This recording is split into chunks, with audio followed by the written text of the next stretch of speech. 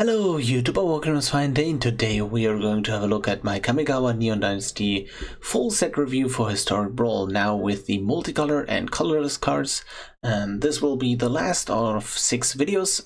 The other ones link in the description, and let's jump right into it. Asari Captain, 3 and Boros, 4/3 creature human samurai. Haste. Whenever a samurai or warrior control attacks alone, gets +1/+0 until end of turn for each samurai or warrior you control. So while this itself might not be, the best card, you're going to play it if you're playing samurai/warrior tribal, right? The thing is, you can do some cool stuff with changelings with this, like if you have a bunch of changelings. It basically gives Exalt, like a weaker version of Exalted, and to each of your creatures. So I guess it's pretty nice, but it's probably a bit too expensive. Colossal Sky Turtle, 4 double green and blue, so 7 mana in total. Champion creature turtle, 6/5, flying ward 2. And then 2 channel effects. The first one, for 2 in the green, you get to regrow something, and then for 1 in the blue, you get to just bounce something to the opponent's hand. Just a creature, not any permanent, a creature. I think this is a really, really, really good card, because the decks you're going to, in Simic X returns specifically, I'm currently thinking Tamiyo X returns, this is going to see a lot of play. And you're not going to play this as a creature like 99% of the time. It's just a regrowth effect that can return your X returns for 1 more mana, but it has the additional upside of being able to bounce a creature to the opponent's hand. If you look at a very similar card like that, Balagat Recovery, same with the channel part, right? Like with the first channel part of bringing a card back from the graveyard to a hand. Then it's a land on the backside, so I think this is exactly what you want. And notably, this returns something at instant speed. So like if you're really, really desperate, you can return something in response to the opponent casting a spell, and then return the counter spell and counter it, right? So there is a lot of flexibility in this card, and I really, really like this card. Yeah, it's just amazing in Simic X returns. Aiganyo Uprising, X and Boros sorcery, create X 2/2 white samurai creature tokens with vigilance, and they gain menace and haste until end of turn. And each opponent creates X -1 2/2 white samurai creature tokens with vigilance. So there are not many effects in the game that give the opponent's tokens, and I mean this is one of them. But it's a really weird one.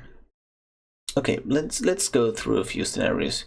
You're going to pay 3 mana in total for this, so you're creating a 1/2/2 samurai with menace and with vigilance, and then it gains menace and haste until end of turn, and the opponent gets nothing. That's pretty below rate. Okay, let's look at the if you do X equals 4, you create 4 2/2s. The opponent creates 3 2/2s. You're going to swing in with your guys. They can only block one of them because they have menace.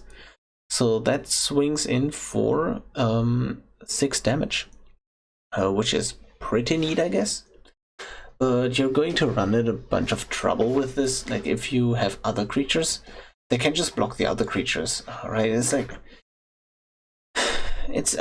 like the usual case would maybe be play this for 4 mana, like compare this to not heroic intervention.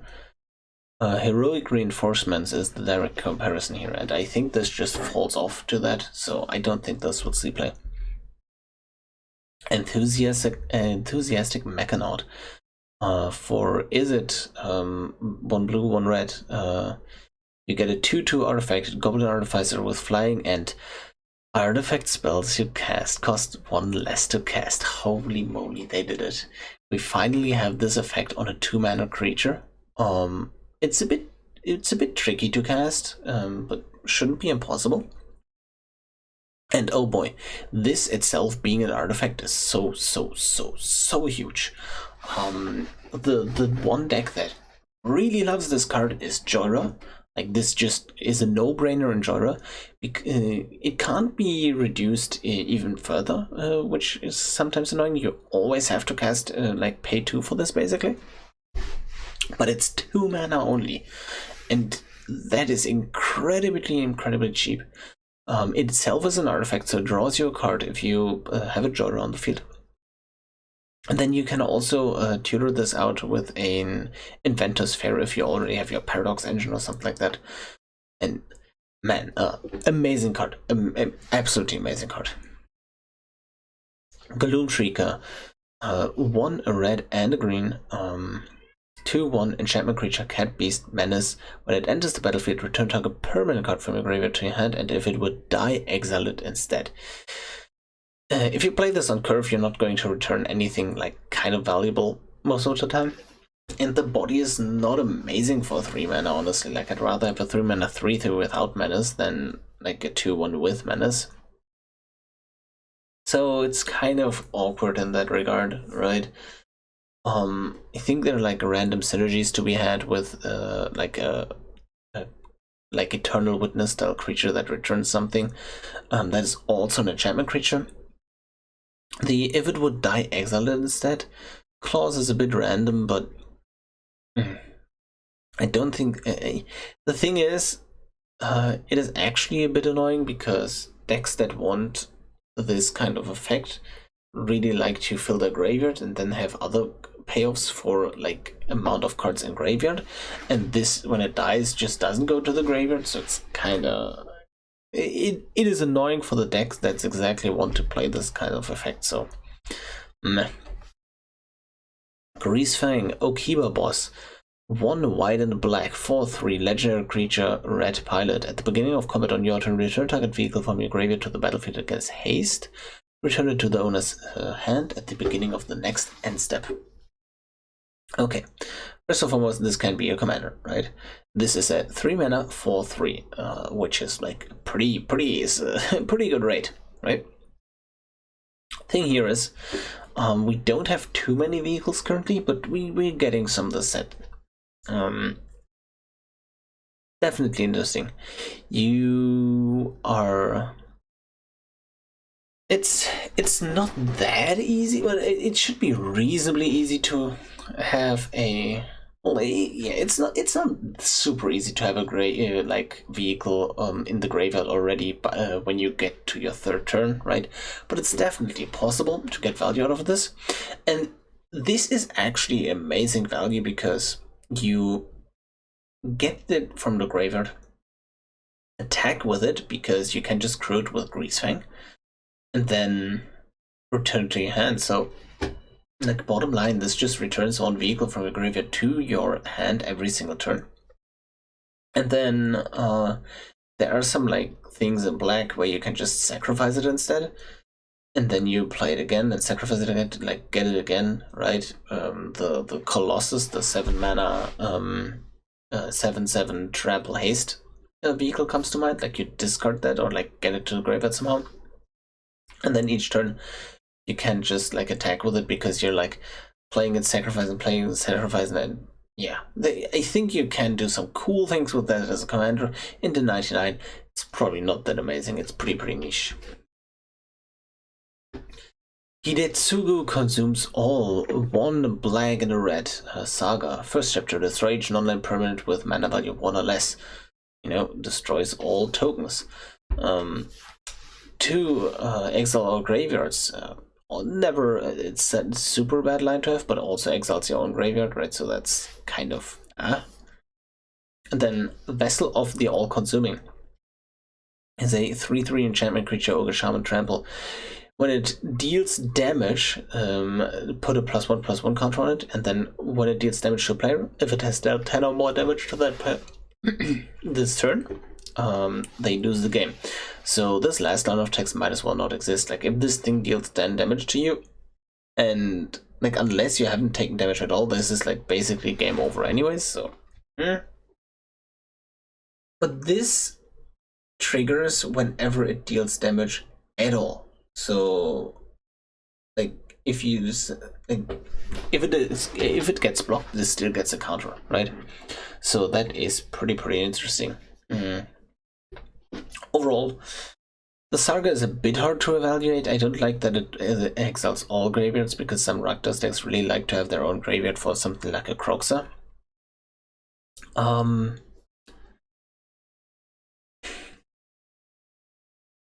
I'm really not sure how to evaluate this, but my first gut feeling that it's a bit too weak, but there are certainly some decks that can just get absolutely destroyed by the first chapter, and then the follow-up of the Vessel.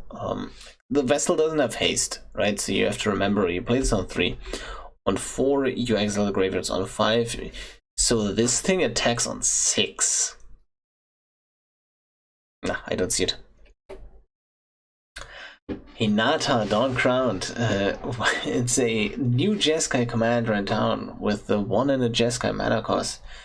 4/4 legendary creature, Kirin Spirit, Flying Trample. Spells you cast cost 1 less to cast for each target. Spells your opponent cast cost 1 more to cast for each target. This is a new top tier commander. Holy moly. So let's start with the less relevant parts. This is a 4/4 Flying Trample, so not a bad body, right? Spells your opponent cast cost 1 more to cast for each target. That is quite annoying. Shadow Skull, they want to target 2 creatures with Shadow Skull, costs 2 more, so that is pretty big. Target doesn't specify on the field, so it's a target player, costs 1 more. Target counter target spell costs 1 more for them. But here's the thing. On the flip side, this reduces our costs for 1 each time we target something else. And that is absolutely insane. Something like a Sublime Epiphany will always cost 2 mana, because target player draws, counter target spell, that's the second target. Copy target creature, we can always just target Hinata and let the copy die to the legend roll, so that's 3. And then we're likely going to either stifle an ability, or more likely just bounce something. So that's 4 targets. So that's all just for 2 mana. There's a cantripping counterspell that bounces something. That is so nutty. That is so insane. That is so not okay. And there are like multitudes of cards that are like just even more insane with that. Memory Lapse only costs 1 blue with this. And I mean, Mass Manipulation is basically 4 blue and just 1x, right? You just steal the board super easily.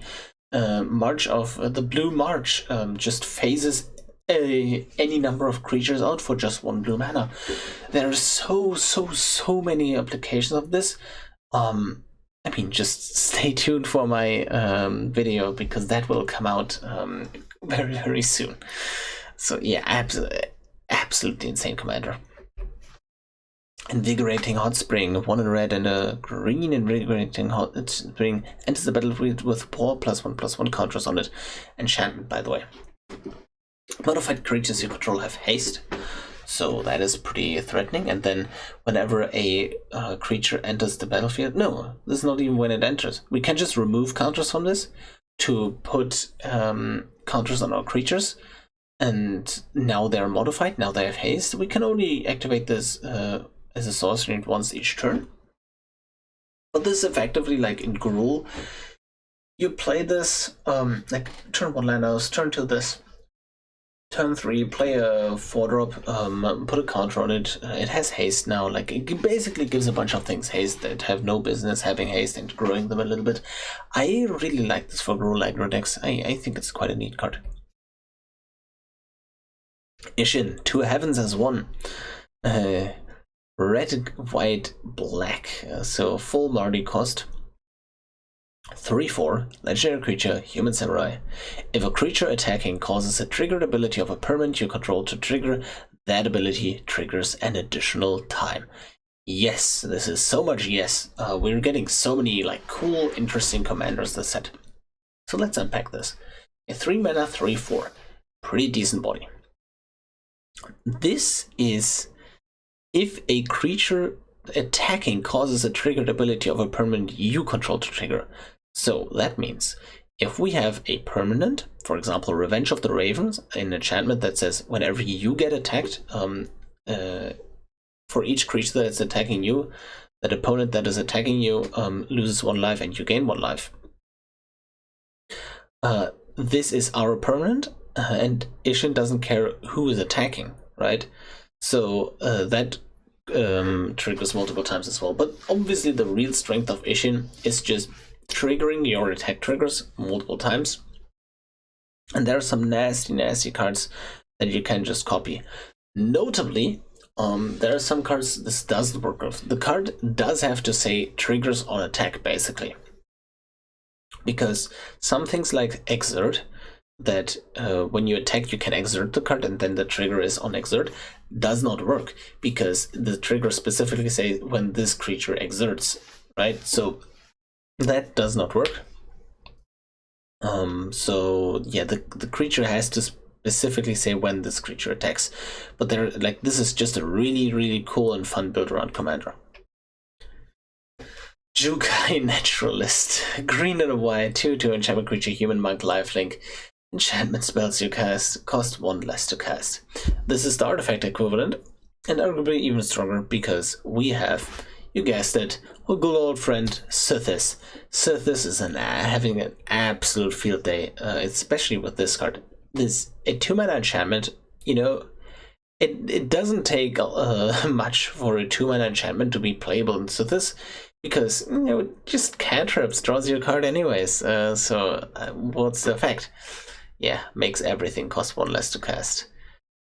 Absolutely nutty. So there are a bunch of other effects like that, and I've basically cut all of them from my version of Sythis because they were non-enchantments, because it was so important to keep the cards flowing. This is an enchantment, this fixes all of that, this is insane. So yeah. Kaitoshi Zuki, 1 blue black, legendary planeswalker Kaito, starts with 3 loyalty, and then at the beginning of your end step, if Kaitoshi Zuki entered the battlefield this turn, he phases out, +1 draw a card, then discard a card until you attack this turn, -2, create a 1/1 blue ninja token with this creature can't be blocked, -7, you get an emblem with whenever a creature you control deals combat damage to a player, search your library for a blue or black card, and put it onto the battlefield, and then shuffle. So Kaitoshi Zuki is obviously intended in tandem with ninjas, and first and foremost, just to clarify, whenever a permanent phases out, it does not change zones. It is just treated as it doesn't exist, and when it phases in, it still doesn't change zones. It just exists again. So that means it does not trigger enter or leave the battlefield triggers. So Kaitoshi Zuki doesn't just like phase out, phase in, phase out, phase in forever. It's you play this, then he is protected during your opponent's turn basically, and then that's it. Like the first turn after you played this, he's protected from your opponent's attack basically. So the play pattern you will do 99% 99% of the time is play this on curve, -2, create a 1/1 unblockable ninja. So it goes down to 1, phases out, so even though it's at 1, opponent can't really deal with it. And then you attack, you ninjutsu the blue ninja off, right? And then like play your ninja. I mean, you really don't have to ninjutsu, but that's usually what you're going to do with this guy, right? And then you draw a card with the +1 in main phase 2, and you don't have to discard because you attacked. And then Kaitoshi Zuki will die eventually because you don't have any defense and you're sad. And the ultimate is just flavor text. Yeah, I think it's a nice card that ultimately has a bit too many problems, but I guess it's cool. The Kami War, 1 and Woowork, so 6 mana total. Saga. Chapter 1. Exile target non-land permanent and opponent controls. Chapter 2. Return up to 1 other target non-land permanent to its owner's hand, then each opponent discards a card. Chapter 3. Exile transform. and it transforms into Kagachi Made Manifest Enchantment Creature Dragon Spirit. First and foremost, if you want this to be a commander, it doesn't work. It's not even legendary, but like some people asked if this was legendary. No, it wouldn't work. Kagachi Made Manifest is all colors. Flying Trample, 6/6. Whenever it attacks, defending player chooses a non-land card in your graveyard, return that card to your hand. And it gets plus X plus O until end of turn, where X is that mana value of that card. Man. So you're paying 6 mana to then have an exile effect. That's like, okay, then you bounce something, okay, sure, and then you're just getting an awful creature, right? It's like, I mean, it gets you value, right? It's just for 6 mana and that casting cost, I expected a bit more from this creature. So yeah, not the biggest fan.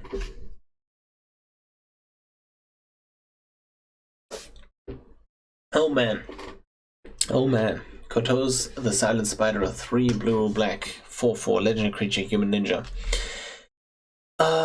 TLDR, it enters the battlefield and we exile a card from the opponent's graveyard, and then we can just search the opponent's basically the opponent's everywhere for a card with the same name, highly irrelevant text, right?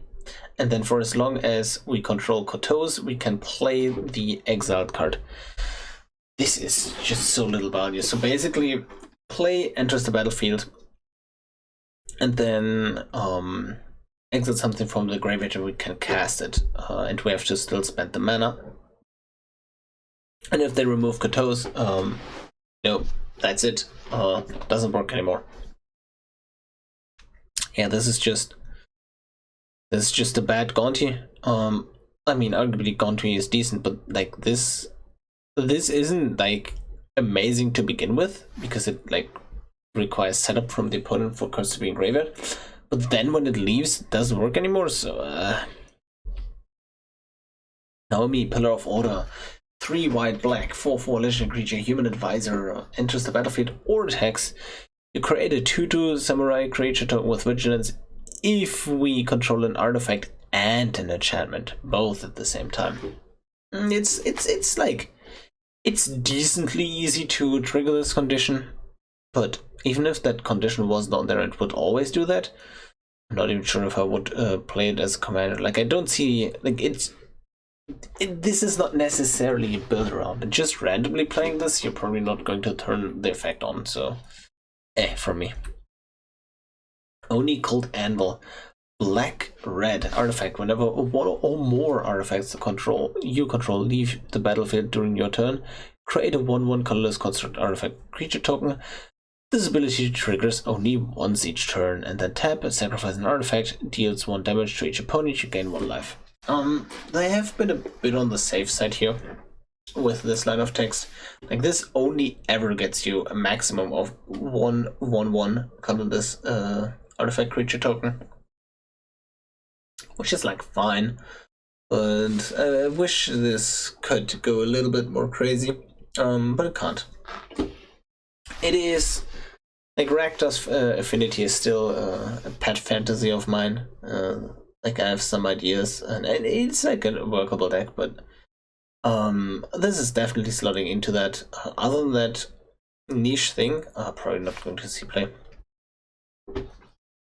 Prodigy's Prototype, white, 1 white blue 3/4 artifact vehicle. Whenever 1 or more vehicles you control attack, create a 1/1 colorless pilot creature token with this creature crews vehicles as though its power were 2 greater, and then crew 2. If you're playing vehicle tribal, I mean, apart from the fact that you don't have a commander for it, this fits into it. Otherwise, nope. Ryu, Storm's Edge, 2 red and a white, 3/3 legendary creature, human samurai, first strike. Whenever a samurai or warrior you control attacks alone, untap it. If it's the first combat phase of the turn, there is an additional combat phase after this phase. So this is your samurai / human tribal commander, and you can build him basically 2 ways. samurai slash warrior commander, I mean. Either you just go the full samurai warrior package, right, and then you drop this and to get immediate value out of it, and just get 2 extra extra combat steps and just go to town. The second way you can build them is just pure Voltron.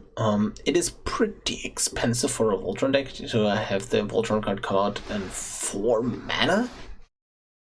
But the payoff is that your Voltron, that your big creature can basically just attack twice in the same turn, which is pretty powerful. Like, you pair that with Double Strike, and then some Trample, and this thing basically one-shots the opponent. So, yeah, I'm looking forward to seeing this card in action. Rizona Azari Commander. 1 white and a red. Legendary creature, human samurai, 3/3 haste. Whenever Rizona Azari Commander deals combat damage to a player, if it doesn't have an indestructible counter on it, put an indestructible counter on it. And then whenever combat damage is dealt to you, remove an indestructible counter from Rizona. So how this works is you attack, it gets indestructible, and the opponent attacks back. If some of these attacks go through, this loses the indestructible counter again. It goes like back and forth, back and forth. The important part here is this thing is an absolute beast, like an absolute monster against control decks. Because what ends up happening is they're not going to deal combat damage to you whatsoever. So this can, like, if this connects once against control, which is like pretty easy to do, it is absolutely annoying and atrocious for the opponent to deal with. Man, like, you play this on curve against blue-white control. Yeah, like their destruction affects the sorcery speed. Like, they're board wipes, and then you attack, and then now it's indestructible. It can't get board wiped, and well, it's so much headache. I think, however, that this might just be a card that is a bit better in the 99 than it is as a commander, because you don't really have that much build around. What you can do with this is you attack with this, give it indestructible, and then you proceed to just play board wipe tribal the deck. But I can see this card just getting sandbagged randomly. If this is your commander, they keep jumping, it never gets indestructible, and it's annoying. So yeah, probably a good 99 aggressive card though. Satoru Umezawa. 1 blue and a black, 2/4. Whenever you activate a ninjutsu ability, look at the top 3 cards of your library, put 1 of them into your hand and the rest on the bottom of your library in any order. This ability triggers only once each turn, and then each creature in your hand has ninjutsu 4. This thing is your ninjutsu commander, I think. So there are 2 ways how you can build this guy. First and foremost, you just go for the classic ninja route, have a bunch of ninjas, and then basically ignore the second line, and you just get a bunch of value from the first line, like keep the cards flowing, just, you know, all the good stuff. The second way you build him is basically like a reverse reanimator deck, where you don't pull the cards from your graveyard but from your hand. So you go through, you activate, and whoops, now it is not my little 1/1 that's attacking you, it's my big fat thick Jinga Taxes, draw me 7 cards to the end step, or like the new cool Jinga Taxes that, you know, copy stuff, counter stuff. Yeah, really scary stuff, and I really like this guy. Satsuki the Living Lore, green and white, 1/3 legendary creature, human druid. Tap, put a lore counter on each saga you control, activate only as a sorcery. When it dies, choose 1. Return target saga or enchantment creature you control to its owner's hand, and then return target saga card from your graveyard to your hand. Okay, some food for thought. If you want to play Saga Tribal, in Selesnya, sure, you can play Satsuki, but why not play Sithis and draw a card of the sagas? Okay, next step. If we say, okay, Sithis is just better, we're now playing Sithis. Do we play this guy in the 99? Probably not, because this is not an enchantment, and Sithis really wants enchantments. So yeah, I don't see a place for this guy.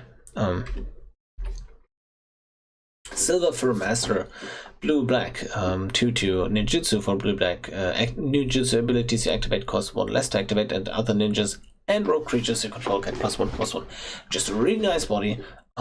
Gives +1/+1 to each of the tribe, and the has ninjutsu that is like pretty nice. And then ninjutsu ability costs 1 less to activate. Notably, this also just reduces the cost that Satoru Misawa gives to basically just 3 mana. So that is pretty cool. And yeah, if you're playing ninjutsu, you're playing this. Otherwise, you're going to never play this really. Well, maybe in Rogue Tribal, but this is not a rogue itself. But yeah. Spirit Sister's Call, 3, a white and a black. Enchantment. At the beginning of your end step, you choose to have a permanent card in your graveyard. You may sacrifice a permanent that shares a card type with the chosen card. If you do, return the chosen card from the graveyard to the battlefield, and against if this permanent would leave the battlefield, exile it instead of putting it anywhere else. So, bottom line, this thing can return an enchantment because it can sacrifice itself, I believe. And if you have like an artifact creature, you can choose what, like sacrificing that, and bringing back an artifact or a creature. It's a bit interesting though. Like, this card is so unique that you kind of want this to be your commander, but you can't put it as your commander, right? That's the fate this card suffers. It's pretty unique, so I don't see it slotting into too many decks, and if you try to build around it, you're just not going to draw it.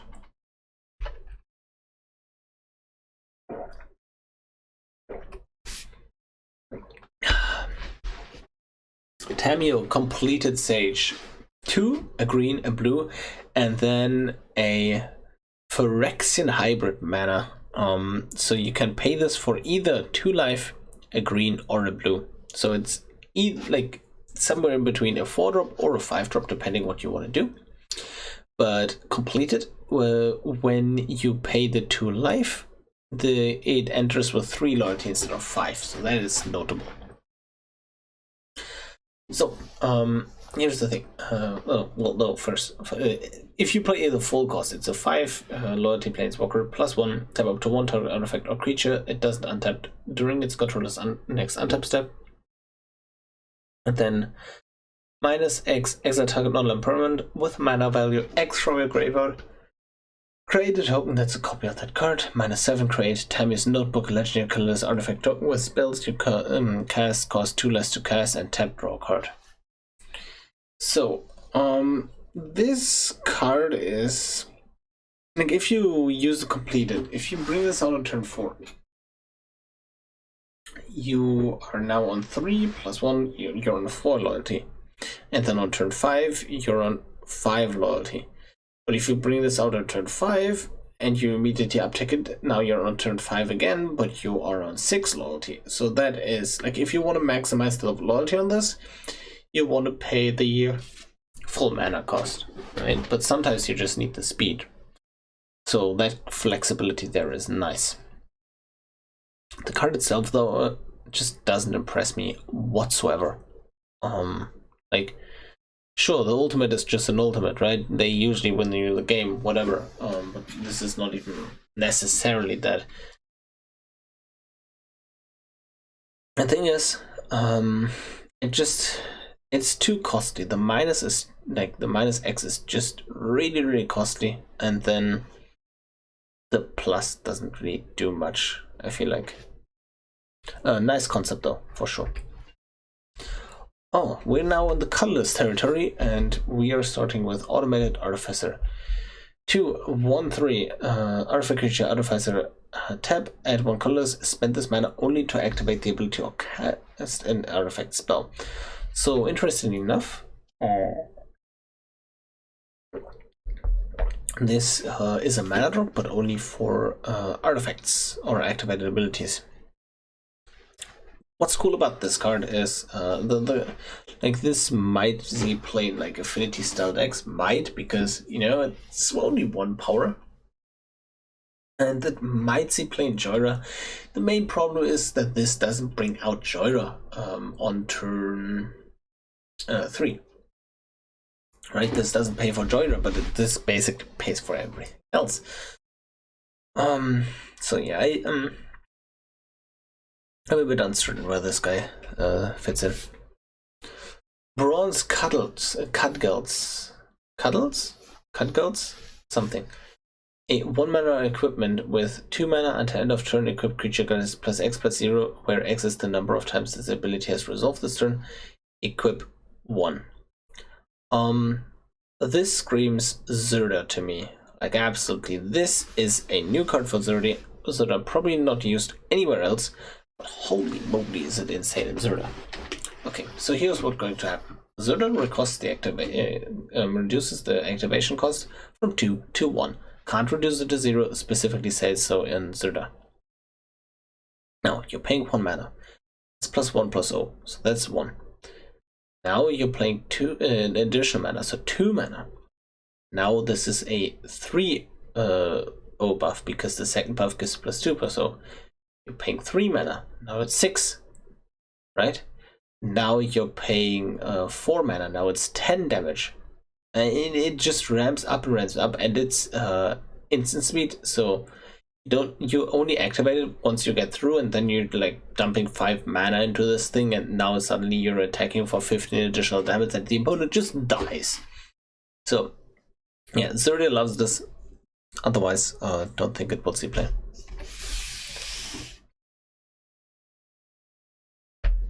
Brood Suit, Vigilance, Crew 1. 3 mana, 4/3 artifact vehicle.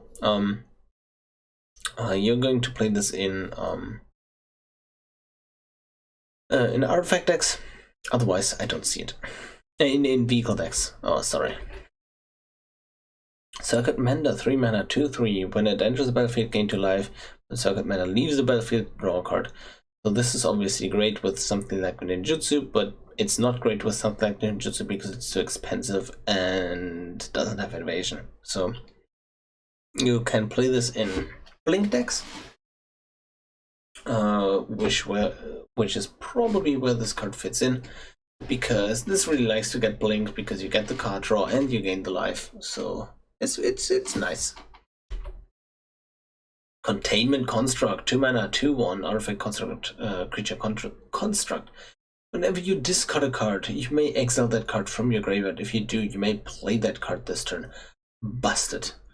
In the right decks, this is absolutely busted. This is just like 2 mana creature, and then it basically turns all the cards that you discard as a cost into gas. Oh my god. So a few things, few commanders that might want this. First and foremost, the obvious one, Riel the Everwise.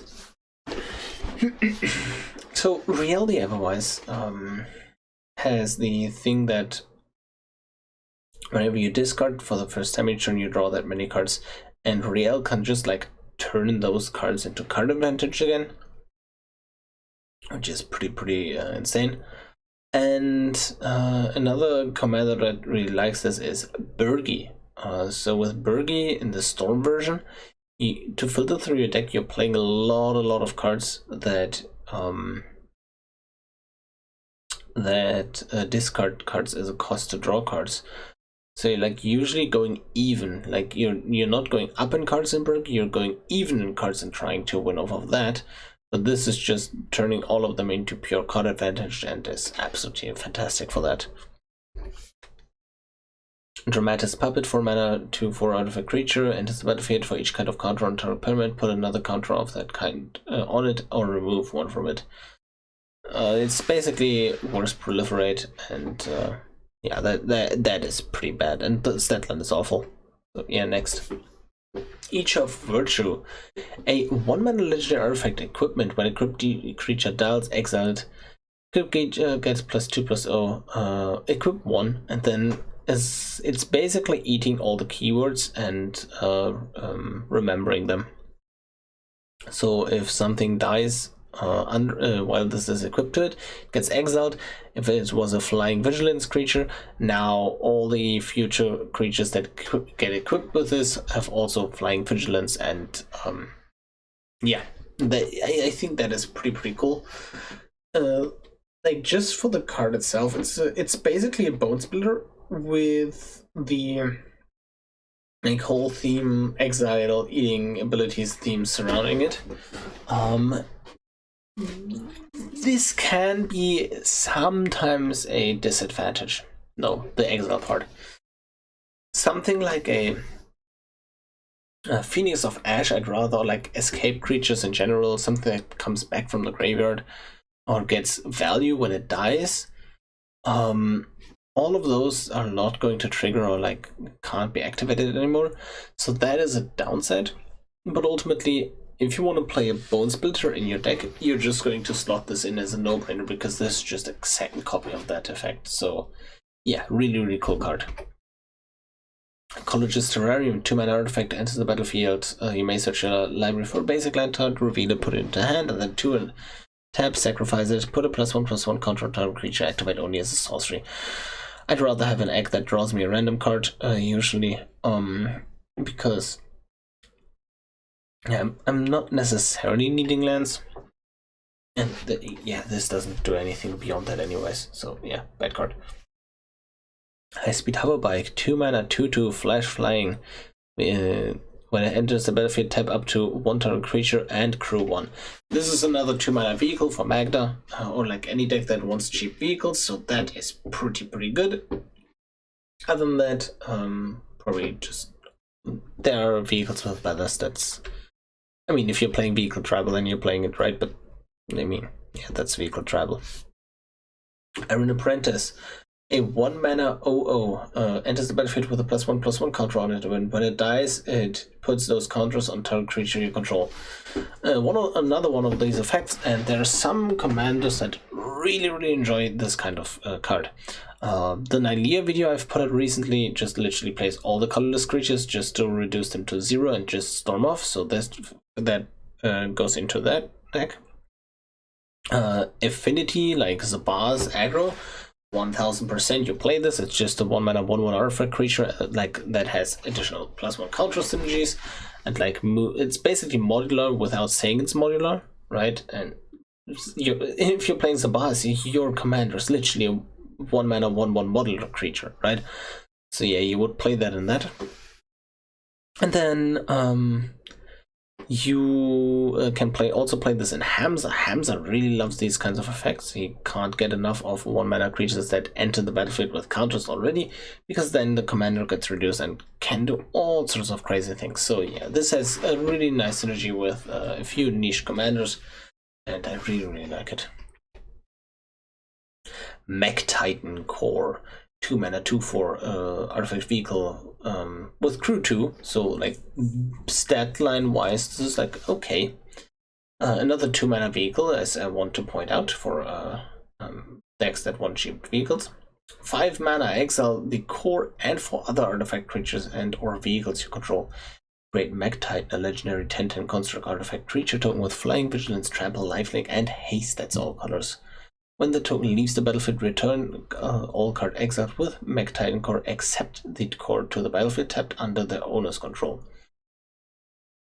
So the activation is pretty rough. If you get this activated and this swings in, you basically win unless it gets removed.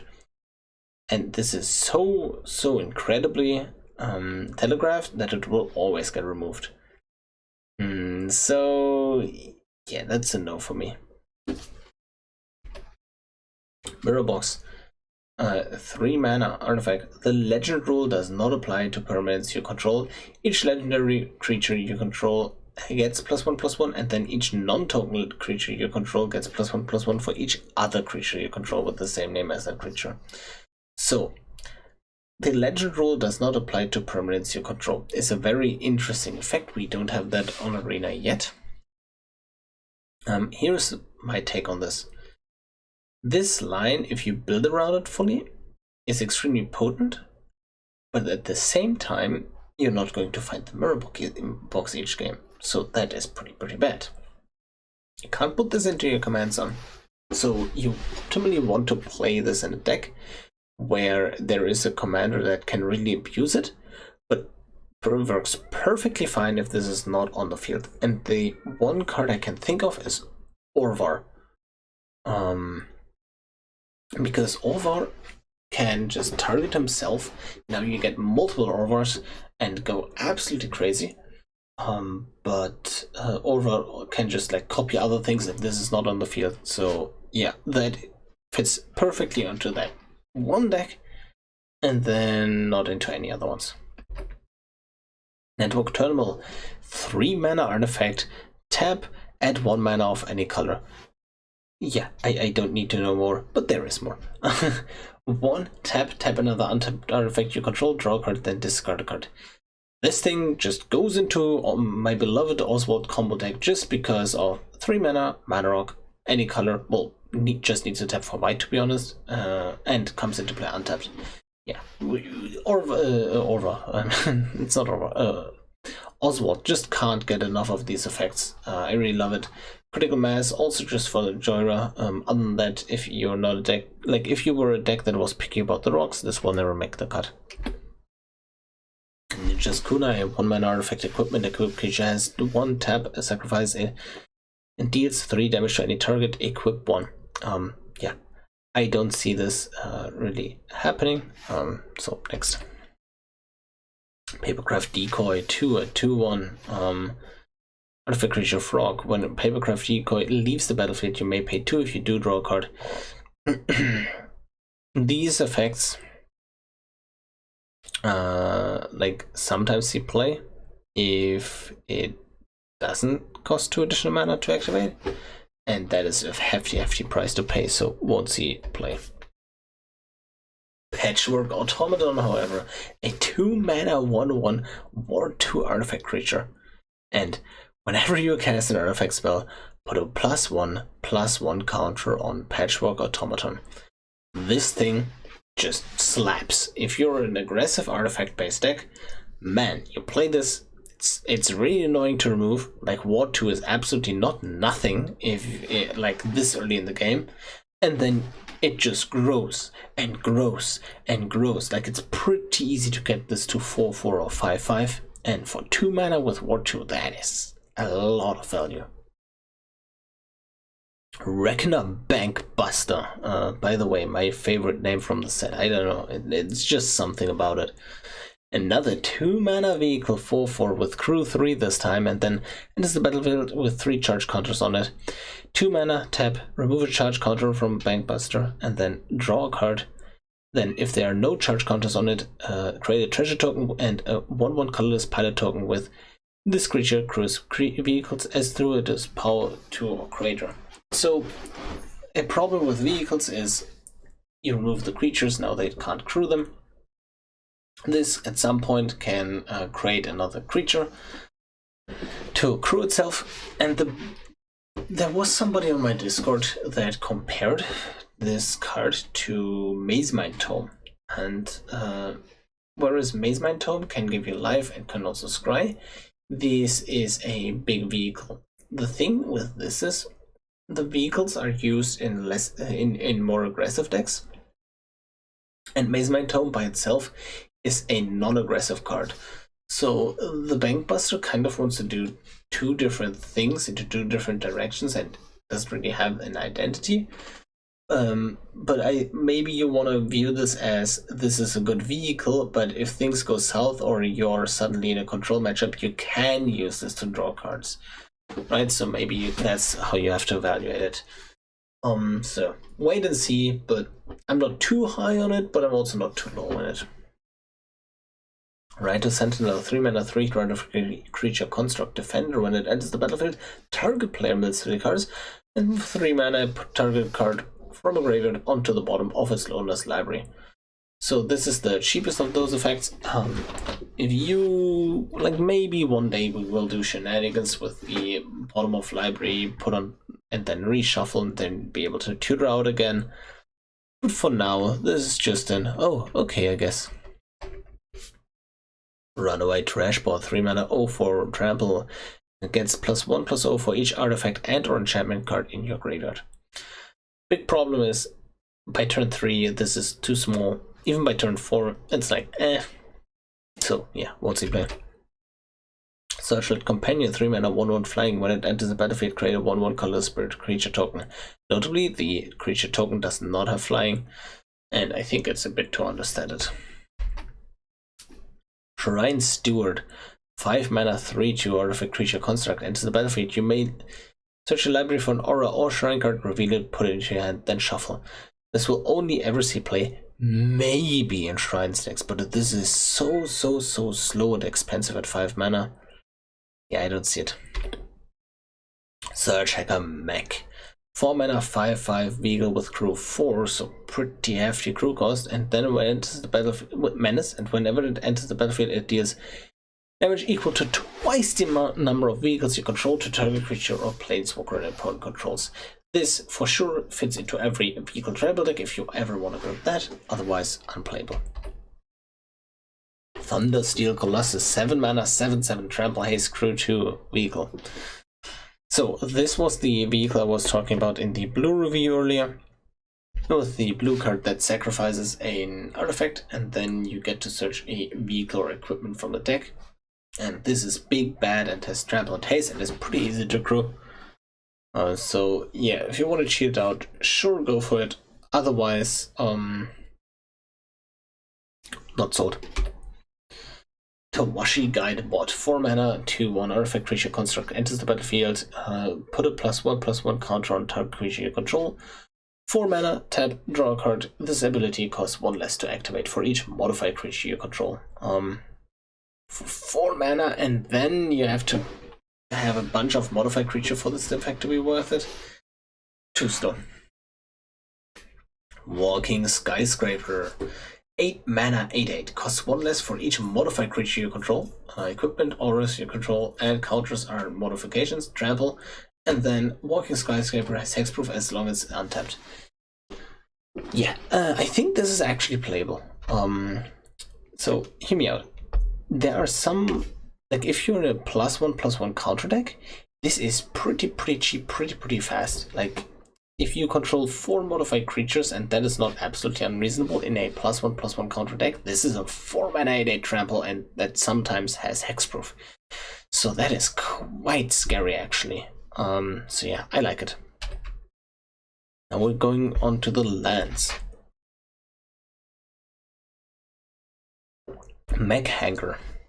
Alright, tap for colorless. Tap, add 1 mana of any color. Spend this mana only to cast a pilot or vehicle spell, and then for 3 mana tap, we can croon a vehicle for free basically. So yeah, pretty self-explanatory. If you're playing vehicle tribal, you play this, otherwise you don't.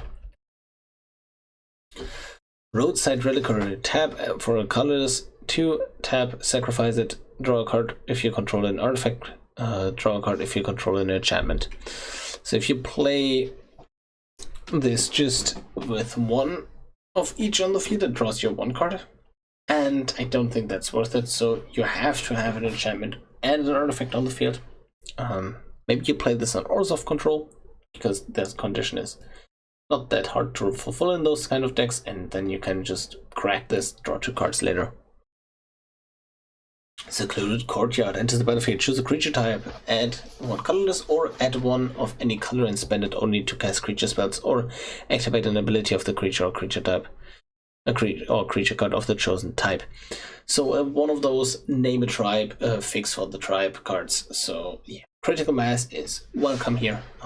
And the decks that run the first version of this, Unclaimed Territory, will also run this one. And then Uncharted Haven, enters the battlefield tapped. As Uncharted Haven enters the battlefield, choose a color and then tap, add 1 mana of the chosen color. We have Evolving Wilds, we have Terramorphic Expanse, and I don't think this will make the cut because we also have a 1,000,000 copy of this. So yeah, I think this concludes my full set review for Kamigawa Neon Dynasty. All the other videos are in the description. And yeah, this was a lot to go through. Hope you enjoyed it, and I will see you in the next video.